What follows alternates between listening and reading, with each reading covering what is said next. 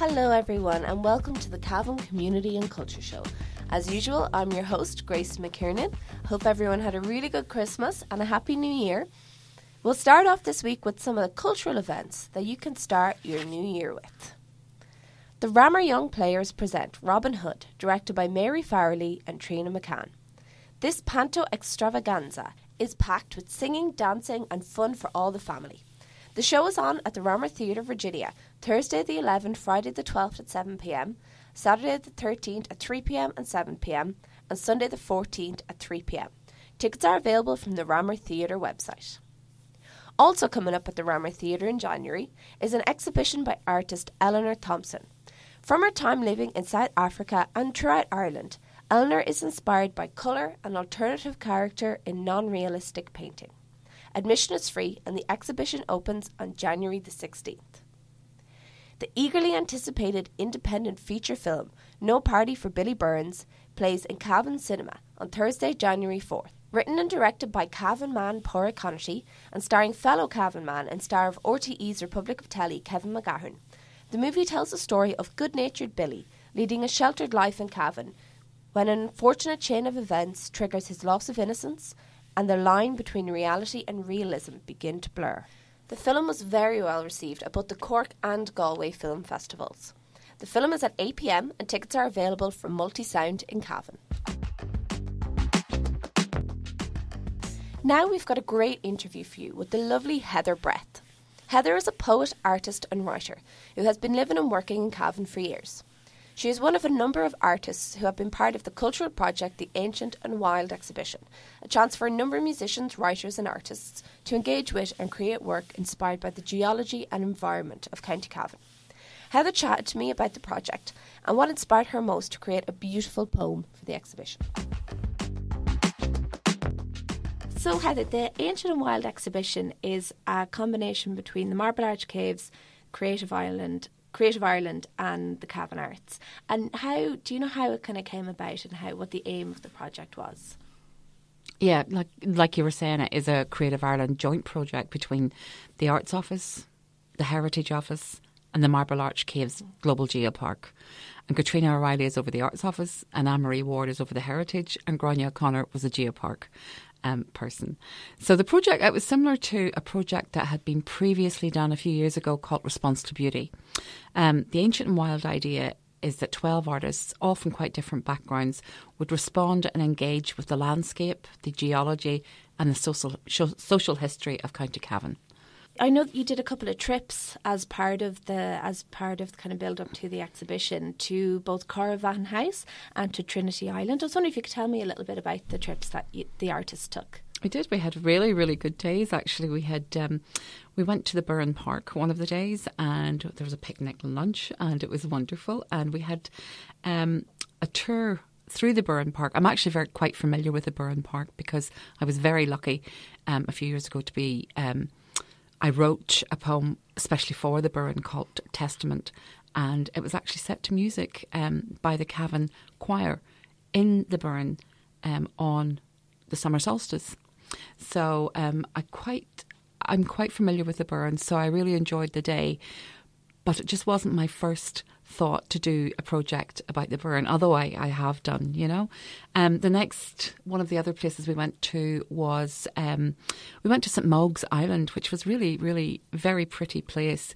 We went over in the boat with Aidan Brady, who is a fantastic geopark person himself, and he does bees as well, and he's a font of knowledge about St Mogues Island.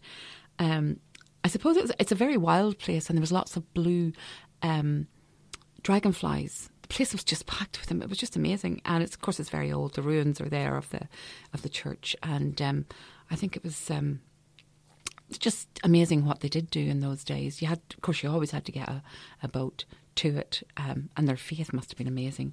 And then Trinity Island, of course, it's another old site, and it's quite political. Trinity Island, and what was going on there, very pretty place as well. And then, of course, we went to Cavan House, which really interested me because I would just finish a residency in the Sea House there in Kilmore. And it was amazing to find out that a lot of the people that had lived in Cavan House actually were born in the Sea House and had moved there. And of course, all these people were always all related. The Beresfords, the Leslies, all the Cavan gentry, I suppose, at the time, you know.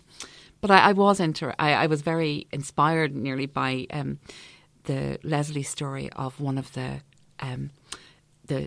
officers actually of the Leslie clan, and he spent all his life kind of in the parsonage. And that was mostly it. So it was a very good project. Great. And could you tell me a little bit about your contribution towards the exhibition? So I know that you've written a poem. Just if you could tell us a little bit about it, what inspired it, what inspiration you took from the trips that kind of led towards the poem. Well, as I say, I had just finished a residency in the Sea House in Cavan, which is Cavan House is actually a little sister house to the Kilmore Sea House. And I was just interested that a lot of the people in there were born, the ones that had come to live later in Cavan House were actually born in the Sea House.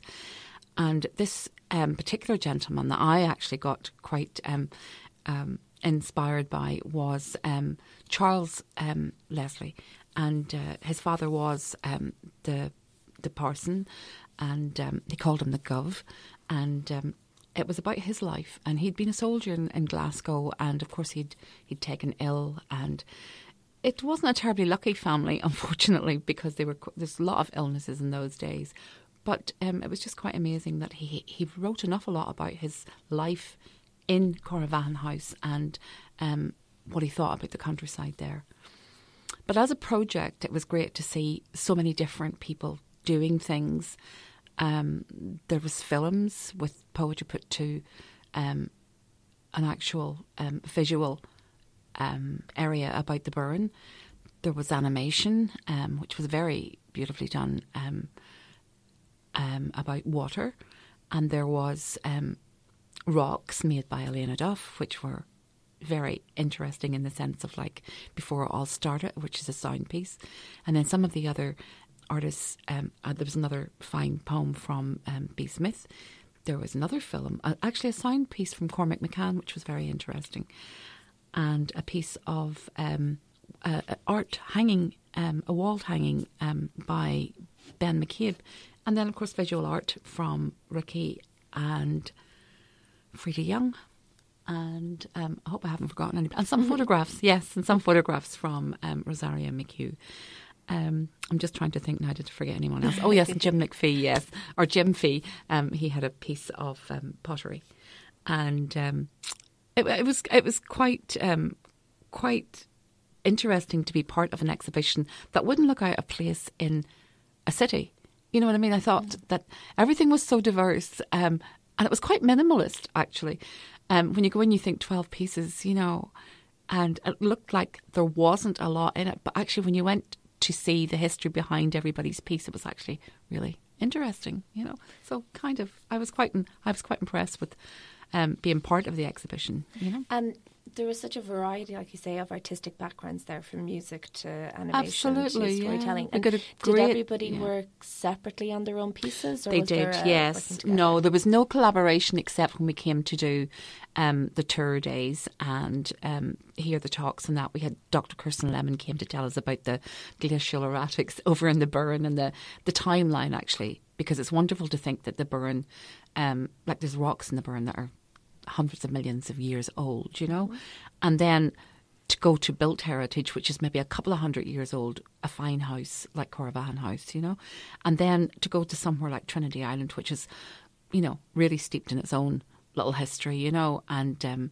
it was just such a nice project, you know. And Cavan, of course, is it lends itself to a lot of inspiring places, you know, as well as the landscape and the built heritage and the story of the humans through the times, you know, because it's not that long ago actually that people actually lived in the Burren, although they had such a diverse life there, you know, and very different ideas. did you find like when you were creating your own piece that you were kind of inspired by the different artistic inputs that were going on around you from the different people? I was, because I started to paint, actually. I do art as well as poetry, but I actually started to paint it. I actually painted the blue dragonflies on St. Mogs Island. But then I just felt, I don't know about that. And then I changed it completely to do the poem about Cavan House. And I was actually happier with the poem. I will go back. I haven't even finished the artwork. But I was actually pleased that I actually started the artwork, because I don't do a lot of art for myself. But I did start some artwork, and then I decided, no, I'd just go back to poetry. Okay. So, and what, like, you've been living in Cavan for a long time, and you have written poetry and short stories and everything in Cavan for a long time. And what do you find most inspiring about Cavan as an artist living here? Cavan, yeah, like I say, I've been here over 30 years, and it's, I don't know. I mean, like, I think Cavan is one of those places that, because I picked it, I didn't have to come here. And I think because I lived in other places in Ireland, I lived in the north, I lived in Dublin, I lived in Monaghan, I lived other places. I actually really like Cavan. It's very laid back in its own way, and it's very tolerant, and it's extremely tolerant of artists and welcoming. And there's a solidity about Cavan that I don't believe I find anywhere else. So I am very happy here. And I think there's an awful lot of people from other places, but we seem to, when we come here and live here, we stay here, So, I mean, I'm quite happy to live in Cavan forever, Yeah. Oh, so, yeah. And I do love the landscape. Although, the north where I come from, the landscape is very nice. But there's something very pleasant about the drumlins. There's something, like I say, there's a welcome here, and there's a solidity about the people. And when you make friends in Cavan, they're usually your friends forever, So it's that kind of place. Great place to live and to work. Well, I'm glad you like it so much. So the exhibition was opened before Christmas by the Minister, Heather Humphreys. Indeed, yeah. And it's showing in Johnston Central Library in Cavan up until the middle of January, am I right? I think we're actually keeping it a little longer, because the schools, I think the Arts Officer and the Heritage Officer and the Geopark Officer, Grania, are all going to get together to invite some schools, because it's a very important exhibition in the sense of, like, there are so many diverse artists in it, and then the hanging of it, and that's part of their curriculum for, like, say, TY years, and things like that, So it'll be very good for secondary schools or national schools to actually come and see some of the work that's going on, and to see how people respond to different places in Cavan. Brilliant. And you're going to read the poem that you wrote for the exhibition for us. Okay. So what's it called? It's called Parsonage. Okay, wonderful. Parsonage, 1891. The cedar Lebanon has spread wildly, and offers only a modicum of shelter. The sparse but burgeoning branches, in an almost quizzical reach, rifle towards Mamma's circular rose beds, over the croquet lawn. This damn chair, these damn legs, this pain. I have not forgotten busy, bleak Glasgow, that guttural lilt, nor my king's own brothers, and though I wish I was with them still, I've been ousted, paid off, limped back to Ireland and Cavan. This house is thwarted, still enough for the sermons to resonate long after, enough for the meandering build to sprawl through the echoes. Cool Portland stone in the hall where the hound likes to sleep, and sometimes I swear I can still hear Mary calling from the stairs, that final planting of her feet, just an echo that's been around for years. Arthur gone as well, another foreign disease taking hold in an Irish climate. That Kilmore vault will claim us all. Solomon and I rattle quietly around here, a pall over the house and village now. Young wives of a habit of dying, and the children follow. Ours, sadly, is not the strongest constitution. But today the air is tart and sweet from the orchard. The scent of apples, fallen crabs, Kerry pippins, mackintosh. A late summer sun warms the grounds, elongates the shadow of my books over the edge of the table.